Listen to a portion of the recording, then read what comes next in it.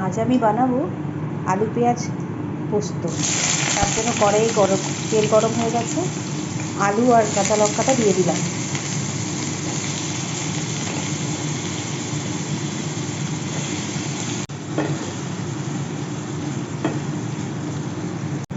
আলুটা ভাজার সময় আমি একটু নুন আর হলুদ দিয়ে দিলাম। আমি পোস্ততে একটু হলুদ দিই, দেখতে ভালো লাগে, অনেকে দেয় না। এখন ভাজার পর আমি একটু পেঁয়াজ কুচি দিয়ে দিলাম, সবটা দিইনি, কিছুক্ষণ পর আবার কিছুটা দেবো।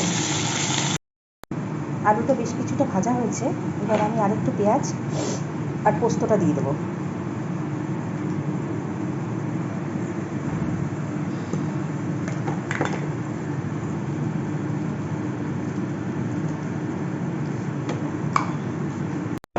পোস্তটা দিয়ে কিছুক্ষণ নাড়বো।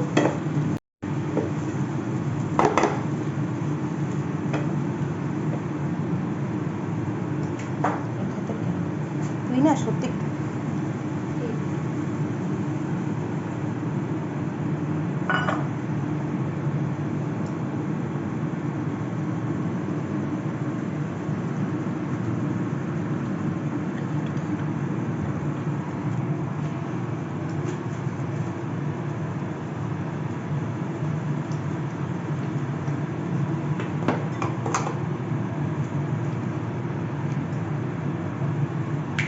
কিছুক্ষণ নেড়ে আমি একটু জল দিয়ে দেবো।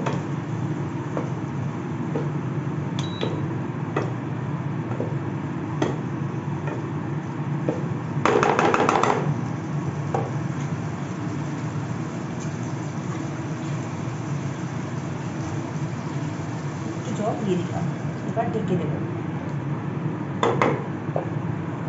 এবার হতে থাক, তারপরে আসছি।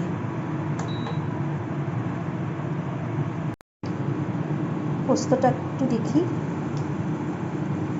এখন হয়ে এসছে, আর একটু হবে। সবাই কেউ কেউ মাখা মাখা করে পোস্তটা, আমি একটু শুকনো করি, একটু ওয়েট করি। পোস্তটা আমার হয়ে এসছে, আমি একটু কাঁচা লঙ্কা আর একটু চিনি, মিষ্টি মিষ্টি ভালো লাগে পোস্ত, একটু নাড়িয়ে আমার হয়ে গেছে পোস্ত। নাড়িয়ে চিনিটা আবার নিজের থেকেই গলে যাবে।